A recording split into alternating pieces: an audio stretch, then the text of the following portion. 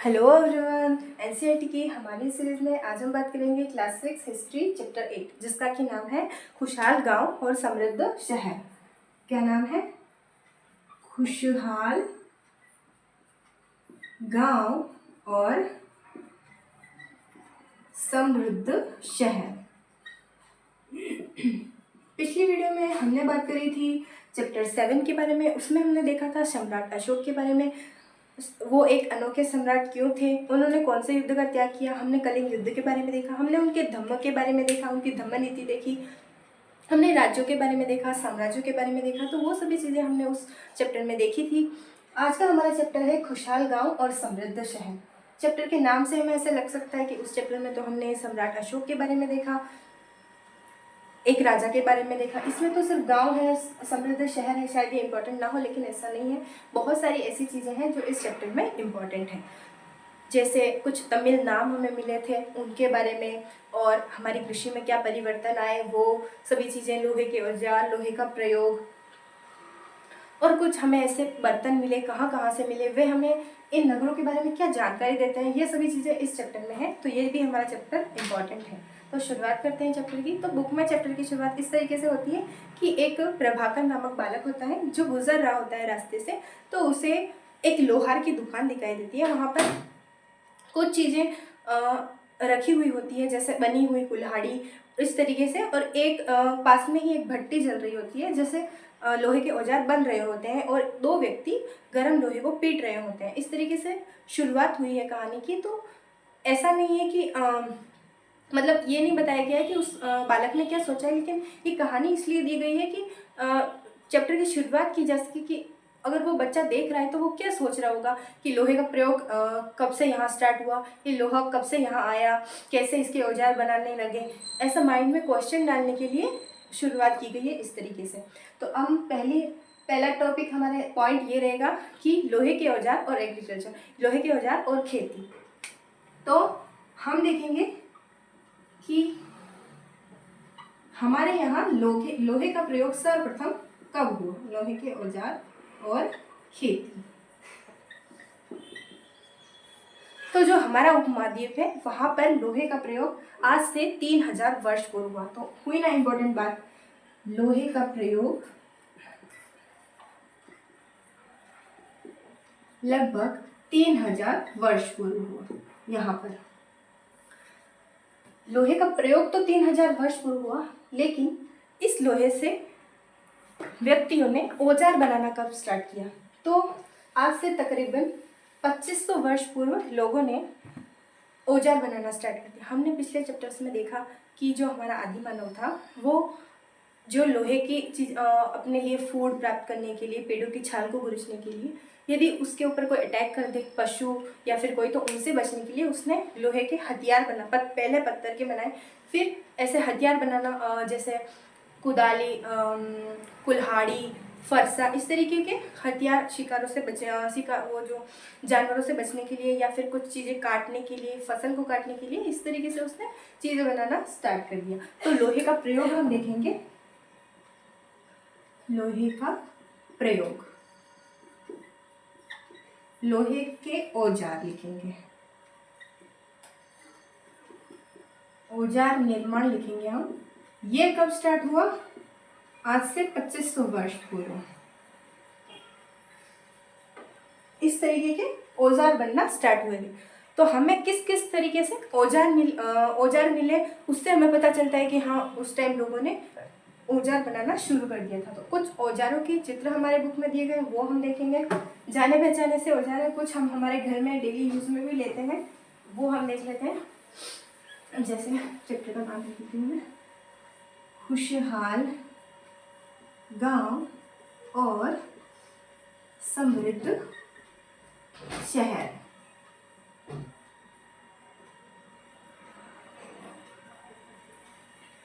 तो औजार हम लिख लेते हैं। ये है, इसका नाम है संडासी, जो नॉर्मली घरों में यूज होती है चीज़ों को पकड़ने के लिए। ऐसे जो लोहे के औजार लोगों ने बनाना स्टार्ट कर दिया था, उन्हें किसी चीज़ को पकड़ने की आवश्यकता अनुभव हुई होगी, किसी आत्मरक्षा हेतु या फिर उनकी डेली नीड के हिसाब से उन्होंने इस तरीके के औजार बनाना स्टार्ट कर दिया। और किस तरीके के औजार मिले हमें?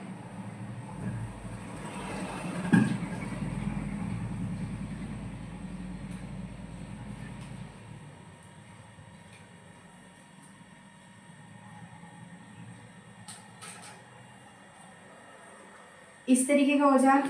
और क्या मिला?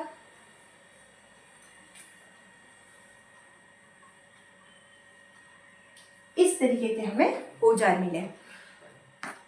तो हमने जाना कि हमारे उपमहाद्वीप में लोहे का प्रयोग 3000 वर्ष पूर्व हुआ, 2500 वर्ष पूर्व औजार बनाने लग गया था मानव।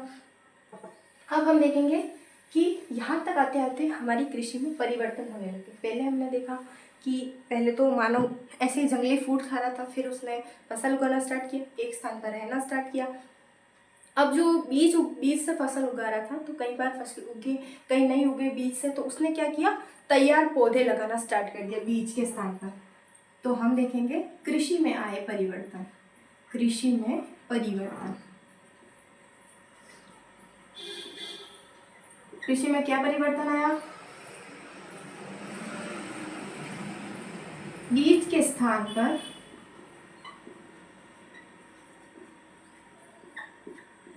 तैयार पौधे लगाना स्टार्ट कर दिया। और दूसरा क्या किया इन लोगों ने? लोहे का प्रयोग आ गया। पहले वो आदि मानव भी लकड़ी के हल का प्रयोग कर रहा था। धीरे धीरे आदि मानव तो सभ्य बन गया थोड़ा थोड़ा, लेकिन उसने अपनी सभ्यता में क्या किया, जो लकड़ी का हल था उसके स्थान पर लोहे का हल का यूज करना स्टार्ट कर दिया। अब सोचो, लोहे का हल है, लोहे का हल थोड़ा भारी है, जमीन में अंदर तक जाएगा तो जमीन की उर्वरता बढ़ेगी। इस तरीके से हमारी भूमि और ज्यादा उपजाऊ होने लग गई, फसल भी अच्छी होने लग गई। तो आई ना समृद्धता। कैसे आई वो हम देख रहे हैं कि भाई इन्होंने कुछ चेंजेस किए, धीरे धीरे डेवलपमेंट हुआ, तो हमारे खुशहाल गांव और समृद्ध शहर हो गए। और इनके बारे में हमें जानकारी कैसे मिलती है, वही सभी चीज़ें हम देख रहे हैं। तो लोहे के हल का यूज होने लग गया। और क्या परिवर्तन आया? अब देखो, फसल ज़्यादा है तो जो बिना बारिश की फसल वो उगाने लगे ये लोग। तो कभी बारिश आए कभी नहीं आए, तो इन्हें पानी का भी स्टोरेज चाहिए, तो क्या करेंगे, जलाशय बनाएंगे। तो इन्होंने क्या किया, सिंचाई हेतु तालाब, कुएं, नहरें, बावड़ी, इस तरीके की चीजें पानी के लिए बनाना स्टार्ट कर दिया। तो ये आया हमारे कृषि में परिवर्तन। अब हम देखेंगे कि कुछ नाम हमारे इस चैप्टर में इम्पोर्टेंट दिए गए हैं, जो कि हमारे उत्तरी और दक्षिणी भारत में रहने वाले लोगों के लिए, भारत इस उपमहाद्वीप में रहने वाले लोगों के लिए यूज होते थे। तो वो नाम तमिल नाम है, और ये हमें कहाँ मिलते हैं, संगम साहित्य में। जो मदुरै के कवि है ना, वो अपनी रचनाएं उसमें, उनका संकलन भी संगम साहित्य में है, इसलिए उसे तमिल साहित्य भी कहा जाता है। नाम है संगम साहित्य। तो जो हम नामों की बात करने वाले हैं वो नाम इस संगम साहित्य में है, इसलिए संगम साहित्य की बात हम यहाँ पर कर रहे हैं। तो संगम साहित्य है अपना तमिल साहित्य, जिसमें तमिल रचनाएं हैं। संगम साहित्य आज से लगभग 2300 वर्ष पूर्व रचा गया, 2300 वर्ष पूर्व। ठीक है। अब बात आती है कौन से नाम, तो वो नाम है जो गांव के भूस्वामी थे, जो साधारण आम लोग थे, हलवाहे थे, उनके लिए। थोड़े से डिफिकल्ट नाम है, लेकिन एग्जाम की दृष्टि से ये इंपॉर्टेंट है, तो हम इनको ट्रिक वाइज याद करेंगे। ट्रिक ऐसा नहीं है कि भाई हाँ उस वजह से ही वो ट्रिक है, ट्रिक सिर्फ उसको मेमोराइज रखने के लिए है। सबसे पहला नाम है भूस्वामी। हम यहाँ लिख देते हैं कि दक्षिणी भारत में लोगों को, द्वीप के दक्षिण में लोगों के लिए विशेष नाम।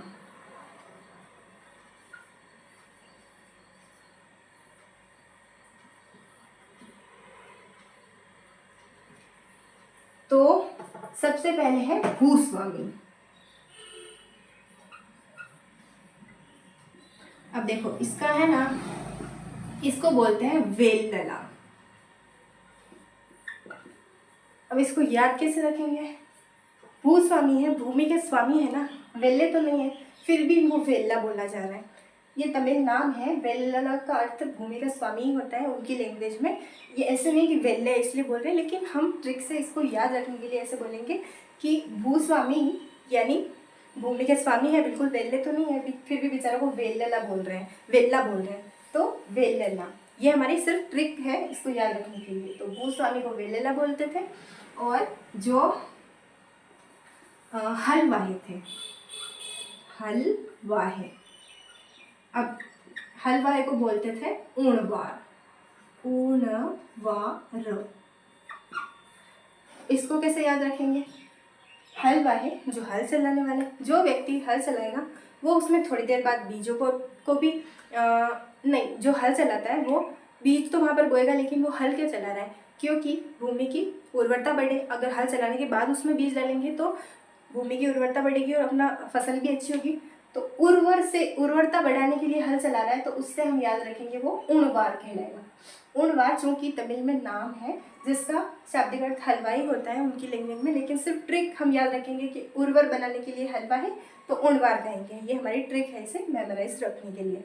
ये हो गया। इसके बाद आता है, ये तो भूस्वामी हलवाई हो गए। अब जो कुछ नहीं करते, दास हैं, कामगर हैं, उनके लिए क्या शब्द यूज हुआ है? दास और कामकर। तो इनके लिए शब्द यूज हुआ है कड़ेसियार। क्या शब्द यूज हुआ है? कड़ेसियार। अब इसको कैसे याद रखेंगे? तो इसको याद रखने के लिए फिर से ट्रिक लगाएंगे। कामकर है, बेचारे दास हैं, पता नहीं इनके साथ कैसे कड़े नियमों का पालन किया जा रहा होगा, नहीं किया होगा, लेकिन हम याद रखने के लिए इसको ऐसे याद रखेंगे, कड़े नियमों का पालन करना पड़ता होगा इन्हें, दास है तो कड़ेसियार कहलाते थे। ये ट्रिक है हमारी याद रखने के लिए। कड़ेसियार और अदीमई, ये दोनों इनके नाम थे। तो ये हमने जाना दक्षिण में लोगों के कुछ विशेष नाम थे, तमिल नाम है ये। इसके अलावा उत्तर की साइड में, नॉर्थ की साइड में लोगों के क्या क्या नाम थे, तो वो हम देख लेते हैं। ये हमारा दक्षिण में हो गया। अब हम देखेंगे उत्तर में। तो जो गांव के प्रधान व्यक्ति होते थे, गांव के प्रधान व्यक्तियों के लिए नाम यूज होगा ग्राम भोजक। अब इसको कैसे याद रखेंगे मैम? तो इसको याद रखने के लिए देखो, गांव का प्रधान है तो गांव का पालन करता धरता सब वही है, यानी पूरे गांव के भोजन का वही ध्यान रख रहा है, गांव का भोजन करता है। वो नहीं है, वो सबका भोजन वो नहीं करवाता है, लेकिन हम याद रखने के लिए ऐसे याद करेंगे कि कोई उसका हेड है पूरे गांव का, तो पूरे गांव का भरण पोषण करने वाला ग्राम भोजक है। ठीक है, भोजन से हम याद रख लेंगे। तो ये है ग्राम भोजक। अब फिर देखेंगे, जो गांव का हेड है वो ग्राम भोजक हो गया, लेकिन जो नॉर्मल किसान है वो क्या कहलाएंगे? तो स्वतंत्र किसान जो थे, जो स्वतंत्र किसान थे वो कहलाते थे गृहपति। इसको कैसे याद रखेंगे? जो घर का स्वामी होगा, स्वतंत्र किसान है और कुछ नहीं है तो अपने घर का तो स्वामी है, तो बेचारा गृहपति है, उसके लिए गृहपति नाम यूज करेंगे। तो ये नाम हम ऐसे याद रखेंगे। फिर है दास और कामकर। जो नॉर्मल व्यक्ति थे वो थे दास और कामकर, दास और कामकर। ये तो हमारे हो गए नाम। हमने देख लिया कि जो हमारे नगर थे साउथ में, नॉर्थ में, उनमें कुछ लोगों के लिए विशेष तमिल नाम थे, वो नाम हमने ट्रिक वाइज याद कर लिए। ठीक है, अब हम देखेंगे कि जो हमारे नगर हैं उनके बारे में हमें कहानियों से, किससे कहानियाँ होती है, जातक कथाएं होती है उनसे, यात्रा वृत्तांत से और पुरातत्व से, मूर्तिकला से, इनसे उन नगरों की समृद्धता के बारे में जानकारी मिलती है। तो वो कैसे मिलती है वो हम देखेंगे कि नगरों के के बारे में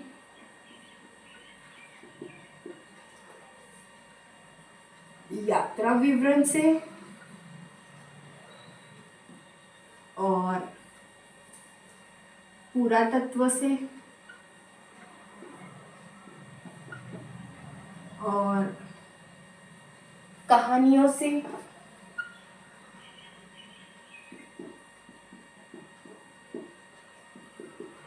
और पुरातत्व, यात्रा विवरण, कहानियाँ, इनसे पता चलेगा हमें। और किससे पता चलेगा? पुरातत्व में हमें सिक्के, कहानियाँ, जातक कथाएं, यात्रा विवरण जो है यूनानी यात्री का विवरण है। और उसके अलावा हमें किससे? मूर्ति कला से इससे हमें जानकारी मिलेगी। तो सबसे पहले हम देखेंगे कहानी के बारे में। कैसी कहानी है? हमारे बुक में एक कहानी दी गई है, वो है जातक कथा है एक निर्धन व्यक्ति की। कहानी मैं आप लोगों को सुना देती हूँ कि एक निर्धन व्यक्ति होता है। इंटरेस्टिंग कहानी है। कहानी इसलिए दी गई है कि उस समय क्या क्या चीज़ें थी वहाँ पर, जैसे घोड़े थे। उस कहानी से हमें पता चलेगा कि उस समय नगर कैसे थे। नगरों को जानने के लिए कहानी दी गई है। 6th क्लास का चैप्टर है, तो बच्चों को जैसा समझाया जाता है उस तरीके से। तो निर्धन व्यक्ति होता है, उसके पास एक मरे हुए चूहे के अलावा कुछ भी नहीं होता है। तो वो क्या करता है, उस मरे हुए चूहे को, जैसे भोजनालय रेस्टोरेंट वाला होता है, उसको, उसकी बिल्ली होती है, उसके लिए एक सिक्के में दे देता है। उसके पास एक सिक्का हो जाता है।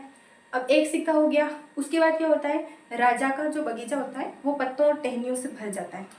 तो उसने, उसका जो माली होता है वो उसको साफ करने की बात से परेशान होता है। तो युवक उससे बोलता है कि यदि सारी पत्तियां और टहनियां वो उस युवक को दे दे तो वो बगीचे को साफ कर देगा। तो माली मान जाता है। उसने फिर दिमाग लगाया, छोटे छोटे बच्चों को बुलाया, उन्हें बोला एक एक पत्ते और एक एक टहनी जितना तुम इकट्ठा करोगे उसके बदले में तुम्हें एक एक मिठाई का टुकड़ा मिलेगा। बच्चे हैं, उन्होंने पूरे बगीचे को साफ कर दिया मिठाई के टुकड़ों के लिए, सारे बगीचे के एक एक टहनी का ढेर कर दिया। फिर क्या हुआ, उसके एक जो कुमार था वो मिट्टी के बर्तन पकाने के लिए वहाँ से गुजरा, तो उसको पत्तों और टहनियों की ज़रूरत थी, तो उसने वो पत्ते और टहनी खरीद लिए और उस युवक को कुछ पैसे दे दिए। तो युवक के पास कुछ पैसे इकट्ठे हो गए। अब क्या हुआ, उसने नगर के बाहर कुछ घास काटने वाले लोग थे, उनको 500 लोगों को पानी पिलाया। तो उन लोगों ने बोला कि तुमने हमारी हेल्प करी, हमें पानी पिलाया, तो हम तुम्हारे लिए क्या कर सकते हैं बताओ। तो उसने कहा कि मुझे जब ज़रूरत होगी मैं तुम लोगों को बोलूँगा। तो उसने फिर क्या किया, एक व्यापारी से दोस्ती की। व्यापारी ने उसे एक दिन कहा कि हमारे गांव में घोड़ों का व्यापारी आने वाला है, 500 घोड़ों सही। तो उसने फिर दिमाग लगाया, जो घास काटने वाले की हेल्प करी थी उनको बोला कि मुझे एक एक गट्टर घास का दे दो और अपनी घास तब तक मत बेचना जब तक कि मेरी ना बेच जाए। तो अब वो घोड़े का व्यापारी पूरे शहर में घूमा घास के लिए, किसी ने घास नहीं दी। अब एक ही व्यक्ति बचा, तो उस युवक ने अपनी जो घास उन लोगों से ली थी उसको 1000 रुपये में उस व्यक्ति को दे दी, तो वो अमीर बन गया। अब इस कहानी से हमने क्या देखा, कुमार थे वो अपने बर्तनों को पकाने के लिए इस तरीके से घास ले जाते थे। राजा के बगीचे हुआ करते थे, घोड़ों के व्यापारी आया करते थे, कुछ व्यक्ति थे जिनके पास तो मरे हुए चूहे के अलावा कुछ भी नहीं था। मतलब बात यह है कि उस समय कितना नगर किस तरीके के थे, और कुछ लोग थे जो बिल्कुल इस तरीके से थे, बताने के लिए कहानी आई है।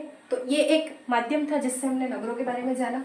अब हम जानेंगे कि यात्रा विवरण से हमें कैसे पता चलता है। तो दूसरा हमारा है यात्रा विवरण।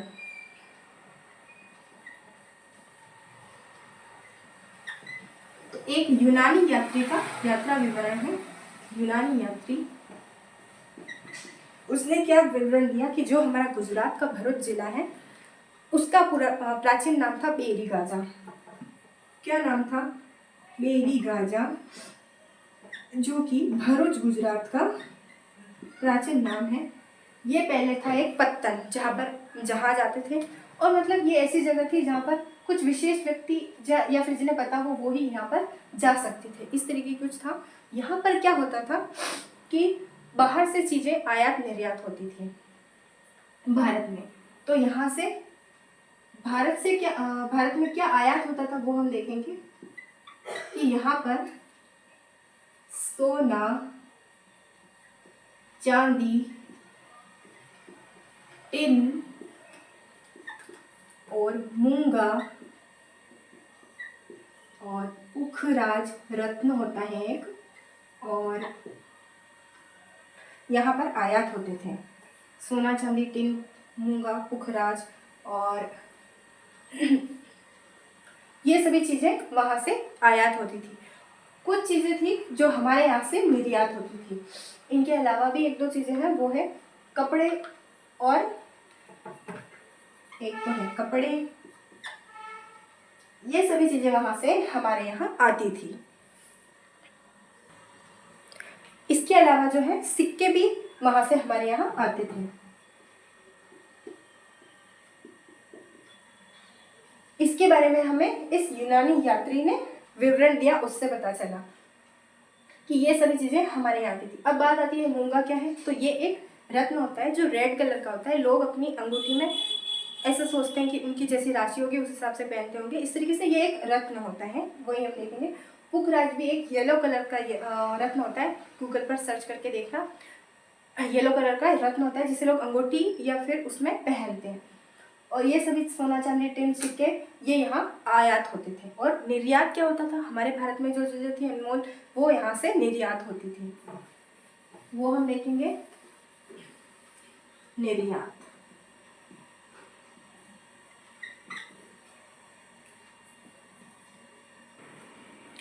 तो यहाँ से हाथी के दांत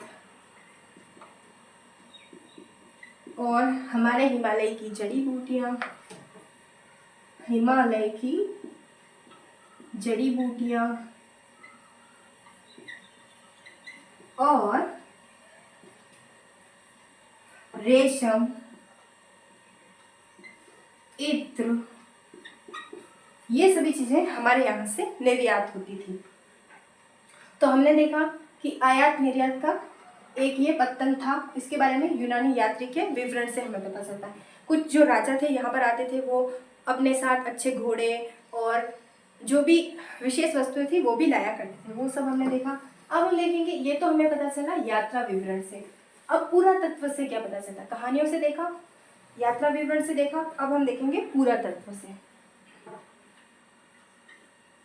तो पुरातत्व में हम सबसे पहले देखेंगे सिक्के। तो हमें मिले सिक्के, आहत सिक्के। सिक्के कैसे बनाते थे ये लोग, आहत का मतलब सोचो क्या हो सकता है। आहत यानी प्रेशर डाल के उसको पंच करके जो सिक्के बनाते थे वो थे आहत सिक्के। सिक्के का एक प्रकार दिया गया है हमारे चैप्टर में। बिल्कुल सटीक गोल भी नहीं होते थे, थोड़े इस तरीके के सिक्के थे। इसके ऊपर कैसी आकृतियां बनी थी, पहले तो इसको चपटा कर दिया जाता था, फिर किसी चीज से इन आकृतियों को पंच करके इसके ऊपर बना दिया जाता था।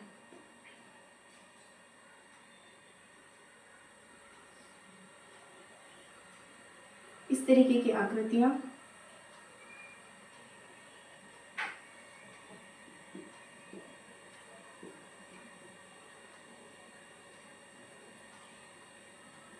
तो ये है हमारा प्राचीन सिक्का जिसकी फोटो बुक में दी गई है। ये सभी चीजें इसके ऊपर पंच करके बना दी जाती थी। और ये जो सिक्के थे ना वो 500 वर्ष तक चले थे। ठीक है, तो पुरातत्व से हमें क्या मिले, सिक्के मिले। और एक चीज क्या मिली हमें, पिछले चैप्टर में हमने देखा कि जो नगर थे उनमें जल निकास प्रणाली अच्छी थी, नालियाँ अच्छी थी, वो देखा हमने। और क्या देखा, भवन थे उनमें। लेकिन एक चीज यहाँ पर एक और आई है, वो है वलयकूप। अब ये वलयकूप है, ये हमें मिले। कैसे हैं ये, इस तरीके से बने हुए। अब क्या यूज करते थे इनका, कचरा डालने के लिए। कूप यानी कुआं, कुएं की आकृति के इस तरीके के वलयकूप मिले हमें, बुक में फोटो है। इसमें कचरा डालने के लिए, कचरा डालने हैं। तो ये हमने जाना वलयकूप के बारे में। अब हम देखेंगे पुरातत्व से भी हमने देख लिया। अब हम देखेंगे मूर्तियों से, मूर्तिकला से हमें नगरों के बारे में क्या जानकारी मिलती है। तो एक सांची की मूर्तिकला का एग्जाम्पल हमारे यहाँ दिया गया है। मूर्तिकला, मूर्तिकला, सांची की मूर्तिकला,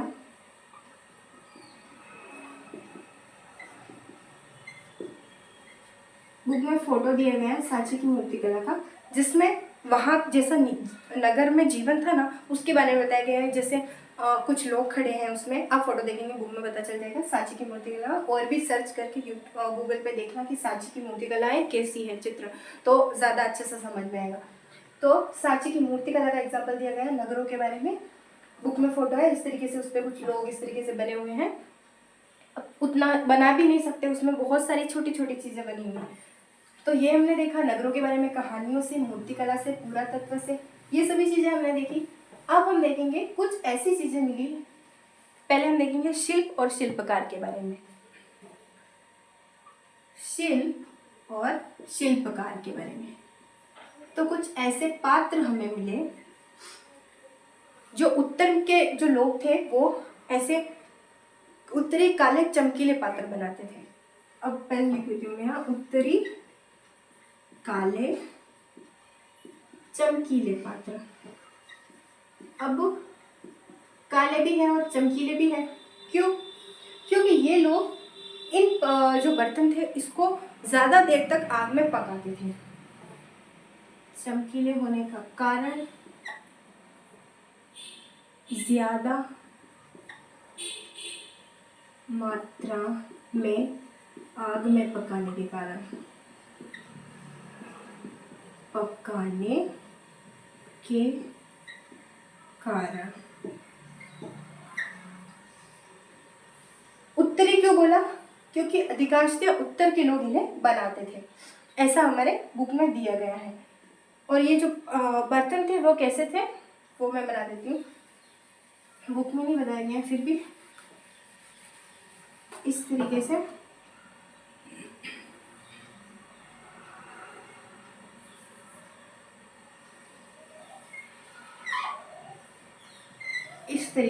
ऐसे कुछ ऐसे और कुछ ऐसे। बुक में तो हाँ शायद इसका फोटो बुक में दिया गया है। इस तरीके के पात्र थे, ऐसे हैंडल बने हुए थे, चमकीले क्योंकि उनको ज़्यादा देर में आग में पकाया जाता और उनके ऊपर, ठीक है। तो इस तरीके के चित्र मिलते हैं काले चमकीले पात्रों के। तो उत्तरी काले चमकीले पात्र, बुक में तो ऐसा कुछ फोटो नहीं दिया गया है, लेकिन इसका एक शॉर्ट फॉर्म भी है, NPBW बुक में दिया गया है। नॉर्थ ब्लैक पॉलिश वेयर ऐसा कुछ है, बुक में फोटो नहीं दी गई, फिर भी एक बार सर्च करके देखना उत्तरी काले चमकीले पात्र, तो उनको देखोगे तो अच्छा लगेगा कि हमने इनके बारे में पढ़ा था और जानकारी भी मिलेगी। वैसे हमें चमकीले पात्र मिले। अब जो हमारे शिल्पकार थे उन्होंने श्रेणियाँ बनाना स्टार्ट कर दिया था। मतलब जो शिल्पकार थे वो संगठन में इकट्ठे रहने लग कर काम करते थे, तो इन्होंने संघ बनाना, पहले संघ बनाया फिर श्रेणी बनाई। अब ये जो श्रेणियाँ थी वो एज अ बैंक काम करते थे ये लोग, मतलब अपना जो पैसा फंड जो भी था यहाँ पर बैंकों की तरह काम करते थे, बैंकों की तरह। और बाद में जो पैसा था ना उसे मठ मंदिर जो भी बनाना था उसमें ये लोग दे देते थे। हमने क्या देखा? नगरों के जो शिल्पकार हैं उनके बारे में देखा, उत्तरी चमकीले काले पात्र ये बनाते थे, अपना संघ बनाने लगे थे, श्रेणियों के बारे में देखा, बैंकों की तरह थी ये देखा। अब हम देखेंगे कि एक और सूक्ष्म निरीक्षण करेंगे हम। छोटा सा अरिकामेडु जगह है, अरिकामेडु, कहाँ पर है ये? पांडिचेरी में, पुडुचेरी लिख देती हूँ मैं, तमिलनाडु में ये जगह है। इसके बारे में छोटा सा आया है हमारे बुक में कि यहाँ पर एक गोदाम मिला ईंटों का बना हुआ गोदाम, जो संभवतः इसमें कुछ भी चीजें स्टोर की जाती होगी, ऐसे हमें अवशेष मिले। और हमें एम्फोरा जैसे पात्र मिले। अब एम्फोरा क्या है? एम्फोरा ऐसे पात्र हैं जिसमें तरल पदार्थ या फिर मदिरा, शराब ऐसा कुछ इनमें रखा जाता था। एम्फोरा के पात्र कैसे दिखते थे वो हम देख लेते हैं। ये पात्र थे इस तरीके से, फिर ऊपर से ऐसे, इसे बड़े बड़े ऐसे इसके पकड़ने के। सर्च करोगे ना एम्फोरा पात्र क्या थे, इस तरीके के पात्र दिखेंगे जिनके लगता नहीं कि इनको रख भी सकते हैं, इस तरीके के पात्र थे। ऐसे पात्र हमें मिले। और क्या मिले हमें? एरेटाइन पात्र मिले। एक तो हमें एम्फोरा पात्र मिले, एम्फोरा और एरेटाइन पात्र मिले। अब मैं एरेटाइन पात्र क्या है? एरेटाइन है यूरोप के एक नगर के नाम पर एरेटाइन पात्र। ये भी कुछ ऐसे पात्र हैं इस तरीके से, इनके भी ऐसे पकड़ने के। तो हमने देखा जो अरिकामेडू है पुडुचेरी, वहां से हमें क्या मिला? एक गोदाम ईंटों का बना हुआ, अवशेष मिले, एम्फोरा जैसे पात्र मिले लोगों को। उससे पूर्व हमने देखा शिल्प और शिल्पकार के बारे में। नगरों से हमें कहानियों के माध्यम से और यात्रा वृत्तांत, पुरातत्व, इन सभी से जानकारी मिलती है। ये हमने देखा। लगभग हमारा होता है चैप्टर खत्म। तो ये सभी चीज़ें हमने देखी। नगरों के बारे में हमें कैसे जानकारी मिलती है, किन किन चीज़ों से, वो हमने देखा। एक नगर के बारे में भी दिया गया है हमारे यहाँ, मथुरा नगर, वो देख लेते हैं हम। नगरों से विशेष जानकारी, नगरों से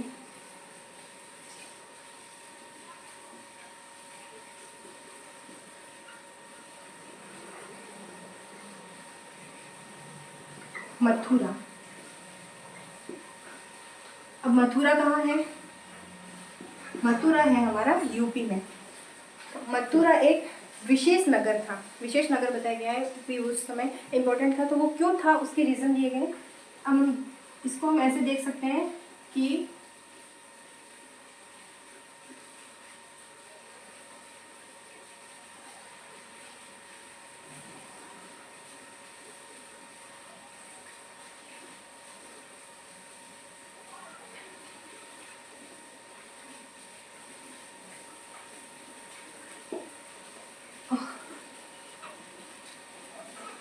जो मथुरा था वो अपना था यूपी में। ये उत्तर पश्चिम से पूरब की साइड जाने का मार्ग था। यहाँ नॉर्थ से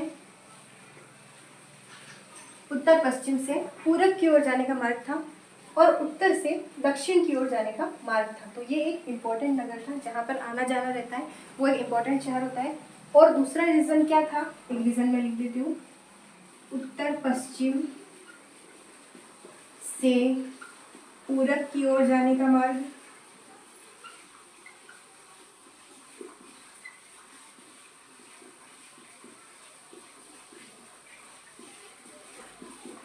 दूसरा रीज़न है कि ये कृष्ण भक्ति केंद्र था, भक्ति केंद्र। यहाँ पर बहुत सारे मंदिर हमें मिले, जैन मंदिर भी मिले, बौद्ध मंदिर, बौद्ध विहार, जैन मंदिर, ये सभी चीज़ें हमें मिली। जैन मंदिर, बौद्ध विहार, ये सभी चीज़ें हमें यहाँ से मिली।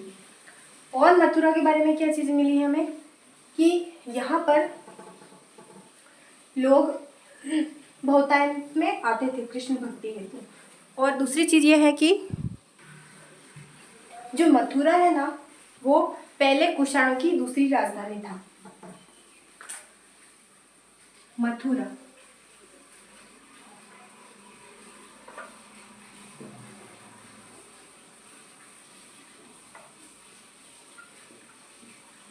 कुषाणों की दूसरी राजधानी था।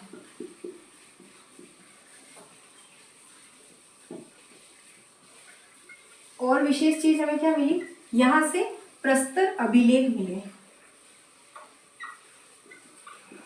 छोटे अभिलेख मिले। इनसे हमें क्या पता चलता है, इन अभिलेखों में जो मठ मंदिर थे ना, उनमें जो दान दिया था जाता था ना, उसके बारे में इंफॉर्मेशन लिखी हुई थी अभिलेखों के ऊपर, दान के बारे में।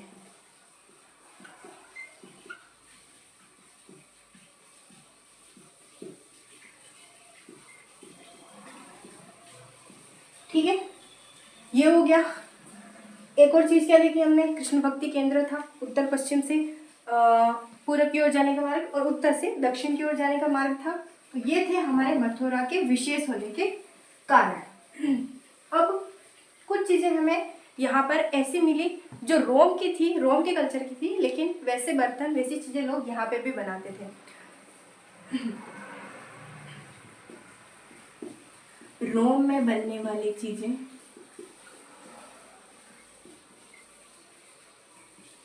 लोग यहाँ भी बनाते थे। तो इससे क्या पता चल रहा है हमें कि लोगों को रोम के बारे में भी पता था और वहाँ के कल्चर के बारे में भी पता था और वो यहाँ तक भी आ चुका था, यहाँ भी बनती थी। ठीक है, ये हमने जाना, मथुरा नगर के बारे में जाना।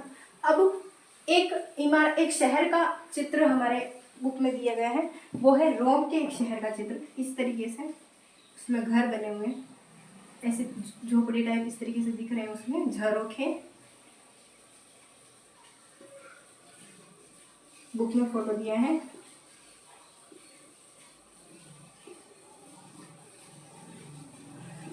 ये है रोम का एक शहर जो कि उस समय का समृद्ध शहर था, ऐसा बताया गया है उसमें बुक में।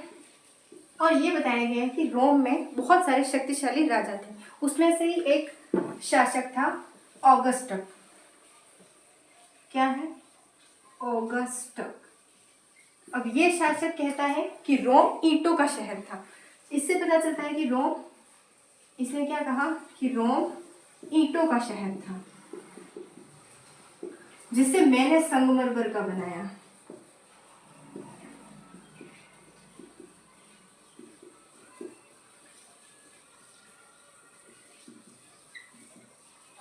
क्या जानकारी मिली हमें रोम शहर के बारे में? ईंटों का बहुतायत में वहाँ यूज होता था। एक शासक इसका वर्णन कर रहा है। बाद में यहाँ पर कई मंदिर, कई चीज़ें बनाई गई। इतना छोटा सा हमारे दिए गए बुक में, वो भी हमने जाना।